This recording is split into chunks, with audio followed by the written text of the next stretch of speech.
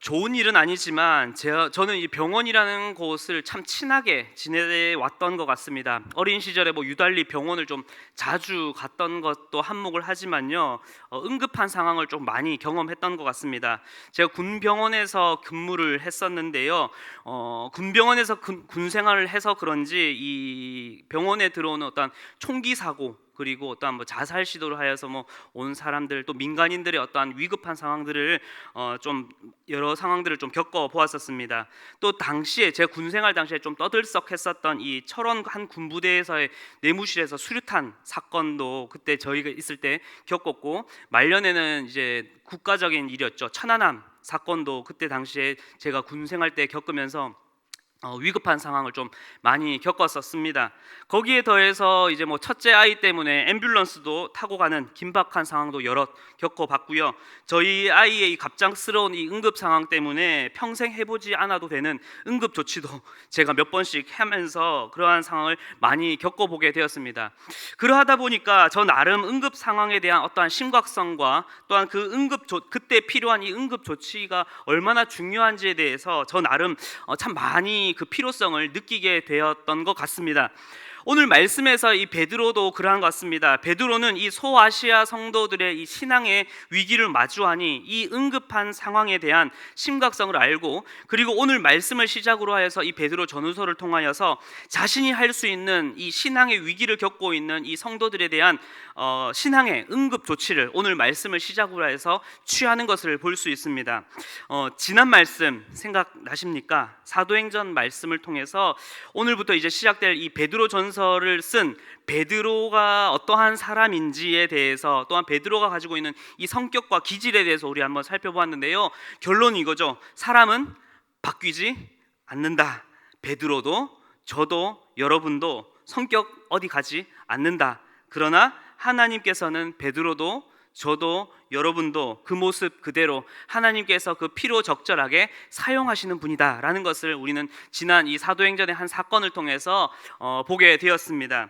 그래서 오늘 말씀에서의 이 베드로의 모습도 여전히 열정이 많은 만큼 성격도 불같았고, 또 급한 만큼 그 일에 너무나 또 추진력이 있는 그의 모습도 볼 뿐더러 믿음의 확실한 것에는 정말로 물불도 가리지 않고 달려드는 그 모습 그대로 오늘 이 교회와 공동체에 마주한 이 성도들의 위기를 베드로는 자신만의 어떠한 방법과 자신의 어떠한 스타일이라 할까요? 자신만의 그 성향대로 오늘의 이 베드로 전서의 편지를 써내려가는 것을 볼 수 있습니다. 그러나 분명한 것은 하나님께서는 이 베드로의 이 열정과 추진력과, 그리고 그 내면에 있었던 그 두려움을 이기고 난 그 변화 후에 믿음의 확실함을 하나님께서는 바로 사용하고 계시다라는 것입니다. 그 증거가 무엇입니까? 바로 이 베드로 전후서라는 것이죠.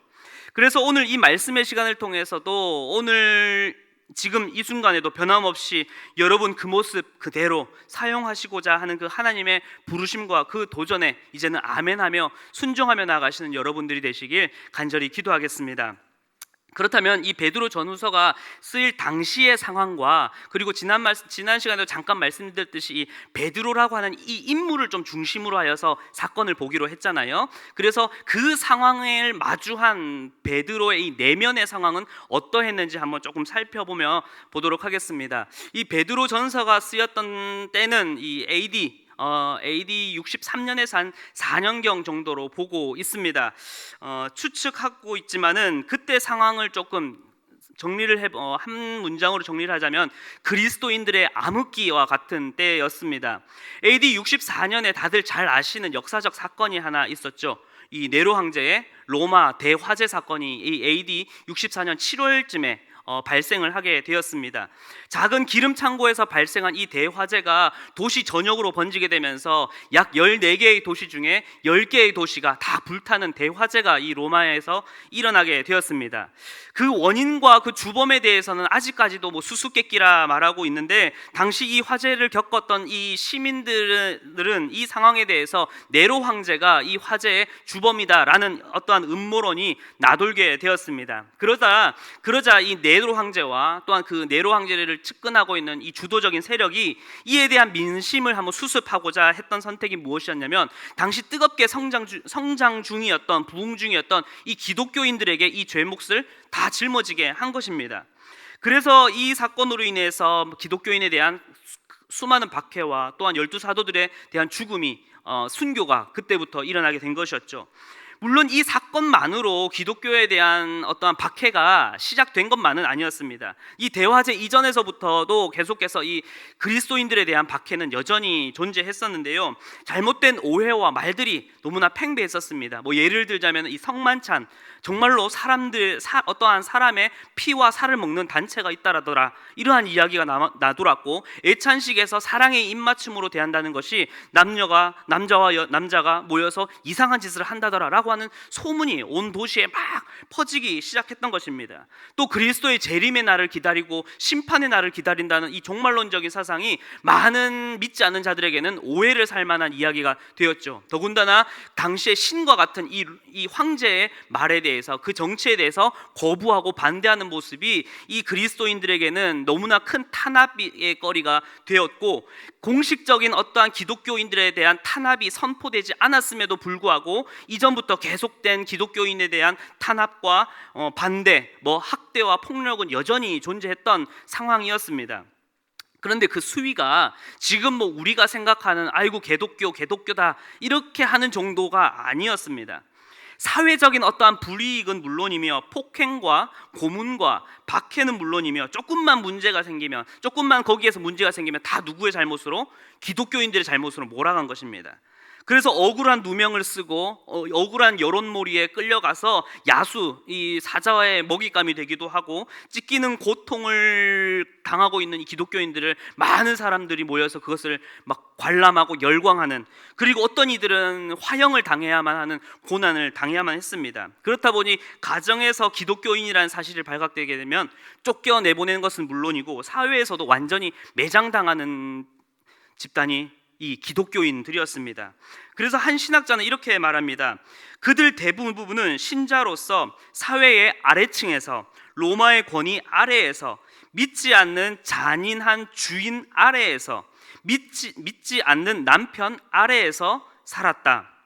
일상생활과 제국의 권력으로부터 고난을 받았다라고 말하면서 이 박해 속의 기독교인들의 이 모든 생활이 얼마나 밑바닥과 같은 인생이었는지를 설명해주고 있습니다.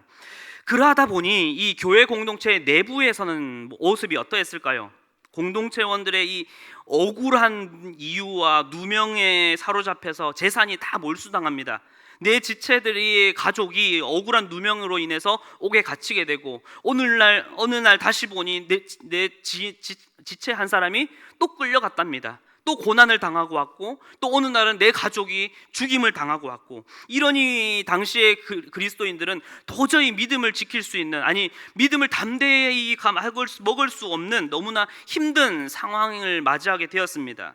또 신문과 고문 앞에서 너무나 두려워하거나 굴복하기도 하고, 때로는 이 배교의 유혹이 임해서 개종을 하거나 세상과 타협하여서 살아가는, 언제 죽을지 모르는, 언제 잡혀갈지 모르는 하루하루가 두려움의 연속인 상황이 바로 이때의 상황이었습니다.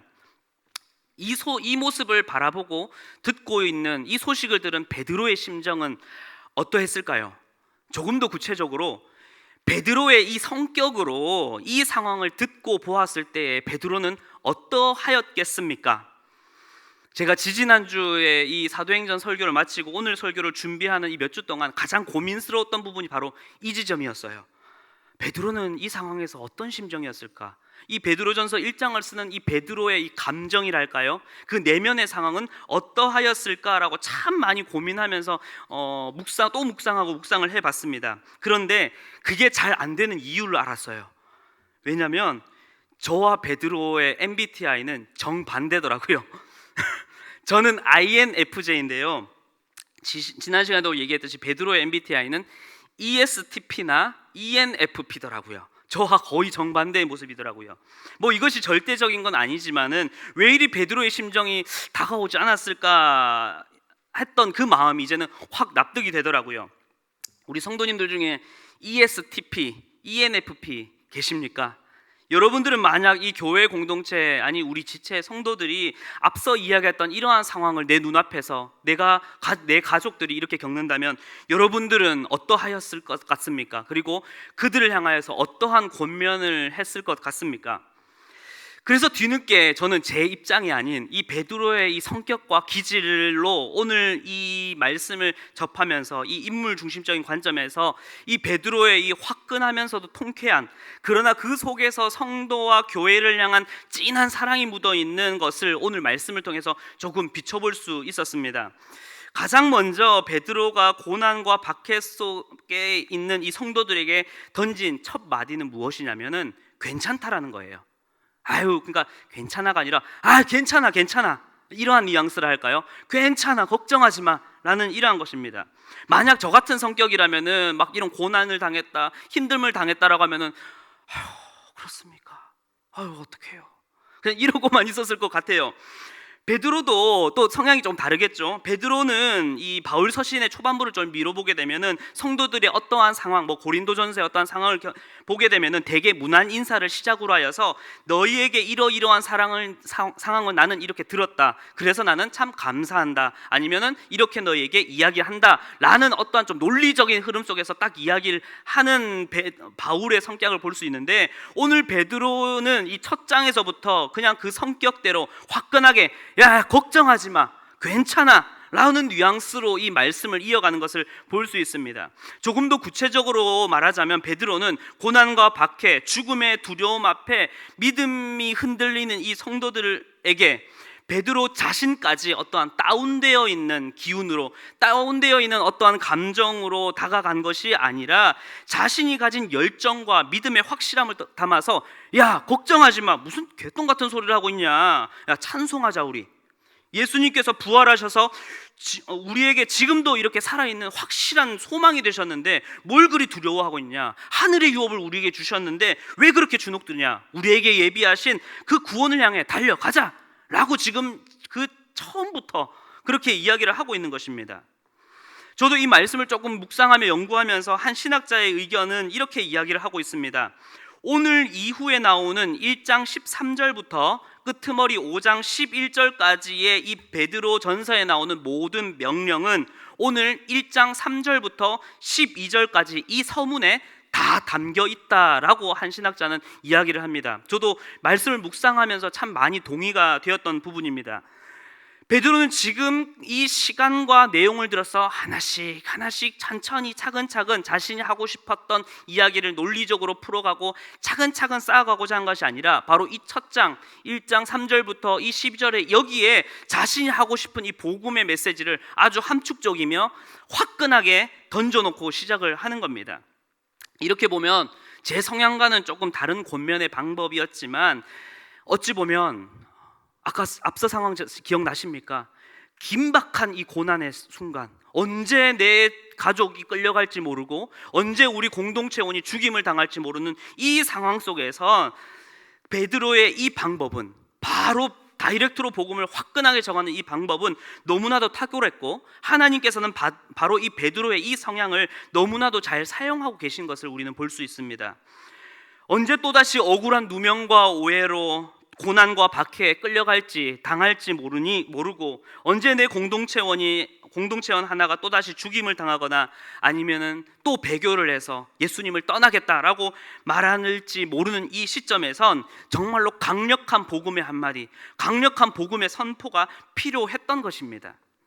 또 위기의 상황에 불안감으로 흩어진 이 소아시아 성도들에겐 지금 베드로와 같은 열정과 믿음의 확실함을 가진 이 카리스마와 이 복음의 힘이 바로 그들을 하나로 뭉치게 할 힘이 지금 이 순간에는 필요로 했던 것입니다. 그래서 베드로는 영적인 질병과 상처와 아픔 가운데 죽어가고 있는 이 소아시아 성도들과 이 공동체에게 마치 응급의학과 의사처럼 바로 그 자리에서 그들을 살려내기 위해 바로 복음의 메시지를 던지고 보고 시작하고 있는 것을 볼 수 있습니다. 그거죠. 일단 살리고 봐야죠. 어떻게 해서든 떠나가는 자들을 붙잡아야 하죠. 영적 심장을 뛰게 해야죠. 그래서 베드로의 오늘 이 말씀은 긴급한 복음의 선포 작업을 시작부터 던져보고 시작을 하고 있는 것입니다. 그래서 이 첫 번째 이 핵심 키워드라 한다면은 바로 구원과 소망이라 할 수 있겠습니다. 그렇다면 우리 다시 한 번 더 이 말씀을 읽을 텐데요. 이 베드로가 어떠한 이 열정과 믿음의 확실함으로 이 이야기를 진짜 말 그대로 초장부터 던지고 있는지, 그 베드로의 마음을 가지고 우리 3절부터 5절까지 말씀을 우리 한 번 더 읽어보도록 하겠습니다. 시작. 우리 주 예수 그리스도의 아버지 하나님을 찬송하리로다.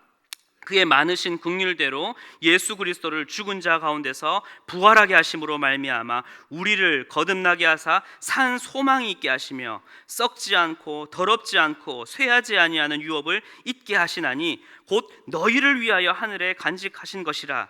너희는 말세에 나타내기로 예비하신 구원을 얻기 위하여 믿음으로 말미암아 하나님의 능력으로 보호하심을 받았느니라. 아멘. 다가오는 고난과 박해가 너무나 두렵고 포기하고만 싶고 떠나가고만 싶은 그 상황 속에서 베드로는 담대하게 그들을 붙잡고 영혼을 일깨우는 복음을 이야기하고 있습니다. 그저 듣고 기다려주고 차근차근 이야기하고 싶은 것이 아니라 언제 죽을지 모르는, 언제 고난 가운데 놓일지 모르는 이 상황 속에서 그들을 딱 붙잡고 두려워하지 마. 뭔 소리라는 거야. 예수 그리스도께서 죽은 자 가운데서 다시 살아나서 우리에게 거듭나는 소망을 주시지 아니었냐. 지금 이러고 있을 때가 아니야. 그 소망은 단순히 우리가 그냥 허무맹랑한 기대와 바람이 아니라 지금도 여전히 살아 숨쉬고 있는 산 소망 아니냐.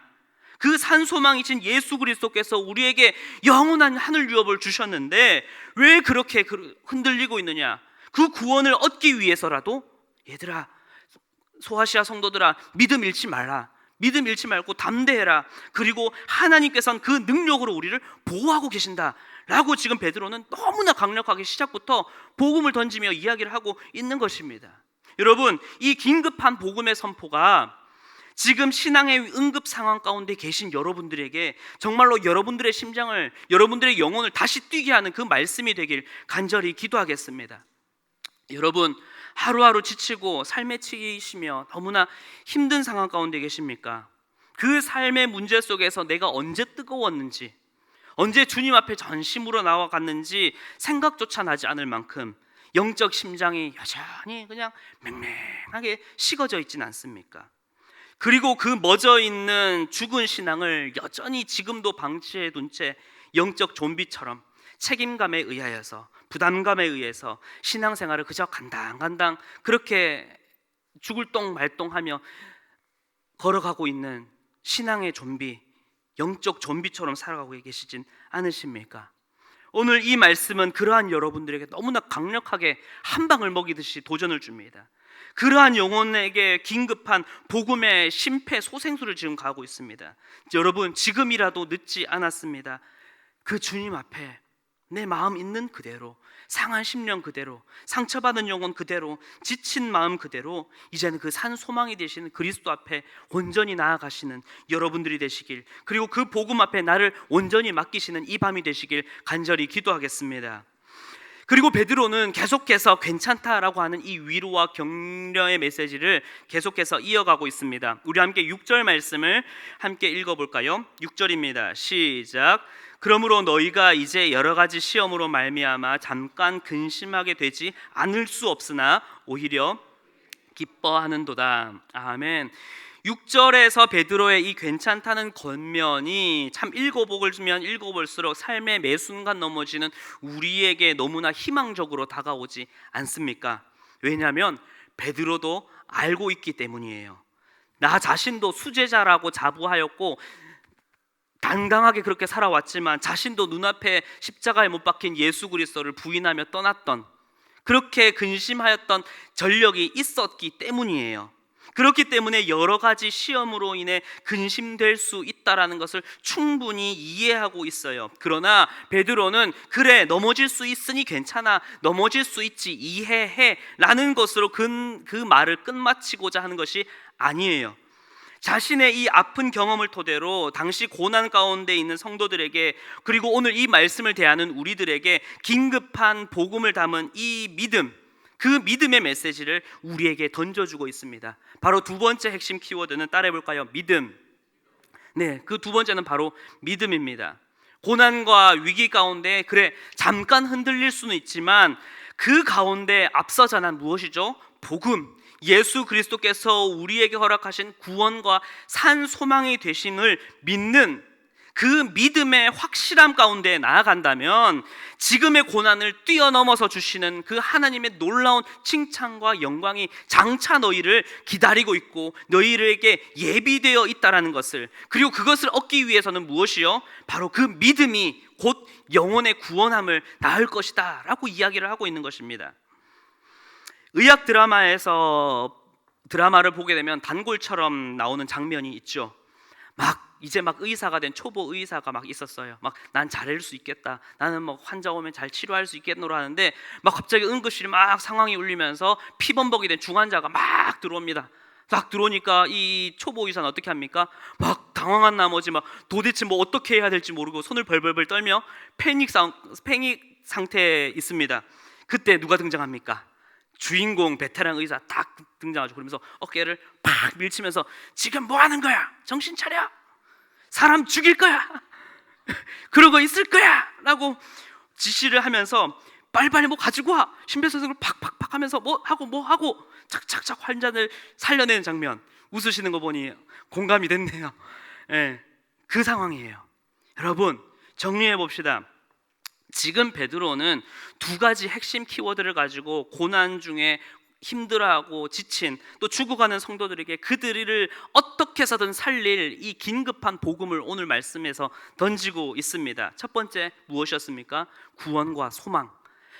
현재적인 관점에서, 이 현재의 관점에서 고난과 위기 속에 있는 이 성도들이 붙잡아야 할 것은 무엇입니까? 우리를 위해 죽으시고 부활하신 예수 그리스도의 그 구원이 고난 중에 있는 우리에게 산 소망이 될 것이라는 것을 주고 있습니다. 두 번째는 무엇이었습니까? 믿음입니다. 미래적인 관점에서 당장 지금은 그 고난과 위기로 인해서 근심할 수 있으나 괜찮다. 그러나 부활의 산 소망이 되신 그 예수 그리스도를 그 믿는 믿음의 확실함으로 나아갈 때에는 지금은 당장은 고난스럽고 힘들 수 있으나 장차 그리스도께서 우리에게 예비하신 그 하나님 나라의 그 유업과 칭찬과 영광이 우리에게 있을 것이다. 그러니 두려워하지 마라. 이제는 복음을 믿고 그 확실함 가운데 나아가자라고 말하며 이 복음을 베드로는 누구보다 담대하게 이 영적 중환자인 소아시아 성도들에게, 그리고 지금 오늘 이 말씀을 대하는 우리들에게 달려들어서 강하게 전달하고 있는 것입니다. 여러분 이제 이 말씀 베드로의 이 긴급한 복음을 다시 한번 깊이 묵상해 보았으면 좋겠습니다. 그리고 이후에 있을 이 기도 시간에 한번 깊이 기도해 보았으면 좋겠습니다. 두 가지 면을 한번 좀 도전을 드리고 싶습니다. 첫 번째, 앞서 잠시 나누었던 것처럼 지금 여러분의 나의 영적 상태가 어떠한지 지금 돌아보셨으면 좋겠습니다. 혹시 지금 내가 영적 중환자의 상태 가운데 있진 않으십니까? 때로는 삶의 바쁨과 여러 문제로 인해 생명의 근원이신 주님과 너무 오랫동안 떨어져 있습니다. 너무 오랫동안 떨어져 있어서 내 생명이 살아있는지 죽었는지, 내 심령이 주님 앞에서 십자가를 바라보면 뛰는지 안 뛰는지, 영혼 구원을 바라보면 뛰는지 안 뛰는지 모르는 그 상황 가운데 있진 않습니까? 그리고 그렇게 생명력이 떨어져 버린 영적 중환자의 상태를 너무나 오랫동안 방치한 채 영적 좀비로 그렇게 살아가고 있으시진 않으십니까? 그렇다면 오늘 이 베드로의 이 긴급한 복음이 누구에게요? 저와 여러분에게 필요합니다. 예수 그리스도 그 보혈, 그 능력, 그것으로 말미암아 내 안의 영적 질병과 더러움이 온전히 씻어지는 이 밤이 되길 간절히 기도합니다. 더 이상 죄와 사망 아래 놓인 죄된 인생, 죽은 인생, 심장이 멎어버린 인생이 아니라 이제는 우리의 부활의 산 소망이 되시는 예수 그리스도만으로 말미암아 그분의 놀라우신 그 은혜로 말미암아 이제는 내가 그 은혜의 당사자다, 그 은혜를 입은 자라는 그것으로 인해 오늘 이 밤 가운데 우리의 죽은 심령이, 우리의 심장이 다시금 뛰는 그렇게 영적 심폐소생술을 받는 바로 오늘 이 밤이 되길 간절히 기도합니다. 두 번째입니다. 조금 더 우리의 시선을 넓게 보았으면 좋겠습니다. 내 주변에 긴급한 복음이 필요한 자들이 있진 않습니까? 하루라도 그들에게 다가가지 않으면 그들은 언제 언제 떠날지, 언제 그렇게 주님을 떠날지 모르는데 우리는 너무나 안일하게 대처하고 있지 않습니까? 너무나 안일하게 기다리고 있진 않은지 돌아보길 원합니다. 어제 저도 이제 저녁에 신방을 마치고 목사님과 돌아온 길에 잠시 개인적인 이야기를 조금 나누면서 목사님께서 저에게 이러한 권면을 주시더라고요. 그러한 상황에선 과감하게 하는 거야. 네, 상황은 설명드릴 수 없지만 과감하게 가는 거야. 그러한 분들에겐 강력하게 가서 찾아가서 복음을 전해야 돼. 강하게 밀고 가야 돼. 선포해야 한다고 이야기를 들었습니다. 지금 여러분들의 가정에, 여러분들의 자녀들 중에, 주변의 이웃들 중에 긴급한 복음이 필요한 자들이 있다면 여러분, 오늘 이 베드로의 이 과감한 그 모습처럼 열정을 다하여, 그러나 그들을 향한 뜨거운 사랑으로 그들에게 이제는 과감하게 달려나가 복음으로 승부를 보시는 여러분들이 되길 간절히 기도하겠습니다. 더 이상 세상의 어둠의 권세 앞에 굴복하며 세상의 피범벅이 된 영적 중환자를 그대로 방치해두는, 그리고 그것을 보고도 눈앞에서 초보 의사처럼 패닉 상태가 되어 안일하게 대처하며 어찌할 바를 모르는 초보 의사의 모습이 아니라, 이제는 우리는 예수 그리스도 그 보혈의 능력을 가진 자, 그 은혜를 입은 자이기에 이제는 담대하게 나아가서 그들에게 가감 없이 예수 그리스도의 승리의 복음을 선포하며 나아가시는 여러분들이 되시길 간절히 기도하겠습니다. 말씀을 마무리하겠습니다. 이제 예수 그리스도의 그 복음으로 다시 살아나는 여러분들이 되길 기도합니다. 그리고 예수 그리스도의 그 복음으로 내 가정과 내 직장, 내 이웃, 나의 도시를 살려내는 여러분들이 되길 기도합니다. 상황과 현실에 구애받고 그 앞에 좌절하며 실패하며 낙심하는 것이 아니라 그 모든 상황과 고난과 위기까지도 뛰어넘어 주시는, 또한 그것을 뛰어넘어 기다리고 계시는 그 주님의 영광과 그 능력을 바라보며 이제는 우리의 구원의 복음의 산 소망이 되시는 예수 그리스도와 함께 우리의 삶을 담대히 걸어 나가시는, 그렇게 복음을 가지고 걸어 나가시는 여러분들이 되시길 간절히 기도하겠습니다.